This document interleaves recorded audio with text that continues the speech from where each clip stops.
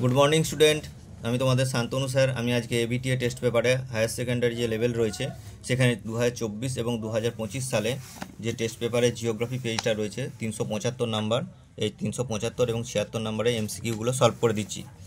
আচ্ছা, প্রথম প্রশ্ন রয়েছে পর্যায়। এখানে প্রশ্নটা ভুল রয়েছে, পর্যায়ন বা গ্রেডেশন আছে, এটা হবে পর্যায় বা গ্রেড। এই ধারণাটি সর্বপ্রথম প্রবর্তন করেন কে? না, এই ধারণাটি সর্বপ্রথম প্রবর্তন করেন জি.কে. গিলবার্ট।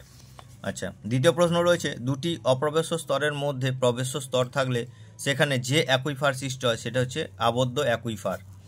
3 নম্বর প্রশ্ন, চুনাপাথর অঞ্চলে পোলজের মধ্যভাগে অবশিষ্ট যে পাহাড় থাকে সে অবশিষ্ট পাহাড়কে বলা হয় হার্মস, যে ছোট ছোট পাহাড় লক্ষ্য করা যায়।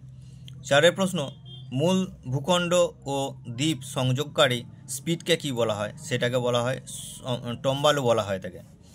আচ্ছা, 5 নম্বর প্রশ্ন, পেডিপ্লেনেশন ধারণা প্রথম অবতারণা কে করেছিলেন? পেডিপ্লেনেশন ধারণাটা অবতারণ করেছিলেন এলসি কিং, বি এর অপশান হবে। 6 নম্বর প্রশ্ন, গম্বুজাকৃতি পাহাড়ে কোন ধরনের নদী নকশা সৃষ্টি হয়? মনে রাখবে, গম্বুজাকৃতি পাহাড় মানেই হচ্ছে সেটা হচ্ছে কেন্দ্র বিমুখ নদী নকশা তৈরি হবে। নেক্সট 7 নম্বরে, সোলাঞ্চা মৃত্তিকা সৃষ্টির প্রক্রিয়াকে বলা হয় স্যালিনাইজেশন। নেক্সট প্রশ্ন, ত্রিকোষ তত্ত্ব উপস্থাপন করেন পলম্যান। খুব ইম্পর্টেন্ট প্রশ্ন, ত্রিকোষ তত্ত্ব উপস্থাপন করেন সেটা হচ্ছে পলম্যান হবে। নেক্সট প্রশ্ন, থার্মাল ইঞ্জিন তত্ত্ব বা থার্মাল ইঞ্জিন থিওরি যে বায়ুর সাথে সম্পর্কিত সেটা হচ্ছে মৌসুমি বায়ু। 10 নম্বর প্রশ্ন, একটি আলোকপ্রিয় উদ্ভিদ হলো কি? মানে যারা আলোকে পছন্দ করে সেরকম উদ্ভিদ হচ্ছে সূর্যমুখী। পরের প্রশ্ন, সিএফসির বাণিজ্যিক নাম। এটাও কিন্তু খুব ইম্পর্টেন্ট কোশ্চেন। সিএফসির বাণিজ্যিক নাম হচ্ছে ফ্রেয়ন। আচ্ছা, নেক্সট প্রশ্ন 12 নম্বর, কর্বেট জাতীয় উদ্যান কোথায় অবস্থিত? কর্বেট জাতীয় উদ্যান হচ্ছে উত্তরাখণ্ডে অবস্থিত। আচ্ছা, নেক্সট প্রশ্ন, ভূপাল গ্যাস দুর্ঘটনায় নির্গত গ্যাসটির নাম কি? ভূপাল গ্যাস দুর্ঘটনায় নির্গত গ্যাসটির নাম হচ্ছে মিথাইল আইসোসায়ানাইড বা এমআইসি বলা হয়। পরের প্রশ্ন, যে ফসলের সঙ্গে ফ্লাজেন্ডা কথাটি জড়িত সেটা হচ্ছে কফি বাগিচার সঙ্গে ফ্লাজেন্ডা কথাটি জড়িত। পরে 15 নম্বর প্রশ্ন, ভারতে প্রথম নিউজ প্রিন্ট কারখানাটি স্থাপিত হয়েছিল কোথায়? সেটা হচ্ছে নেপানগরে গঠিত হয়েছিল।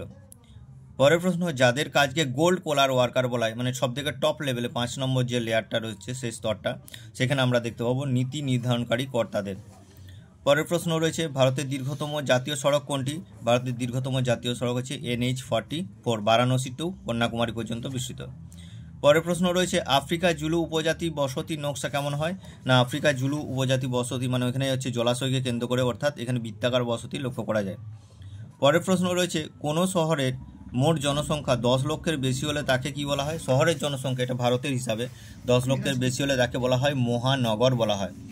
পরের প্রশ্ন, পূর্ব ভারতের একটি নবগঠিত বন্দর ভিত্তিক অর্থনৈতিক উন্নয়ন অঞ্চল কি? পূর্ব ভারতের নবগঠিত হলে সেটা হচ্ছে হলদিয়া হবে। নেক্সট এবং লাস্ট প্রশ্ন, অর্থনৈতিক উন্নয়নের একটি প্রধান সূচক কি? অর্থনৈতিক উন্নয়নের প্রধান সূচক হচ্ছে মোট অভ্যন্তরীণ উৎপাদন। সবগুলো অর্থনৈতিক উন্নয়নের সূচক, কিন্তু এটা হচ্ছে প্রধান সূচক। আচ্ছা, এই প্রশ্নগুলো আমি করে দিচ্ছি, এরপর আমি এসকিগুলো করে দেবো। আচ্ছা, যদি আমার সমস্ত বিষয়টা ভালো লাগে বা তোমাদের কাজে লাগে, তোমরা একটা লাইক, কমেন্ট এবং বন্ধুদের মধ্যে শেয়ার করে দিতে পারো এবং আমার চ্যানেলটা সাবস্ক্রাইব করে রাখবে, পরে ভিডিও পাওয়া যাবে। Thank you.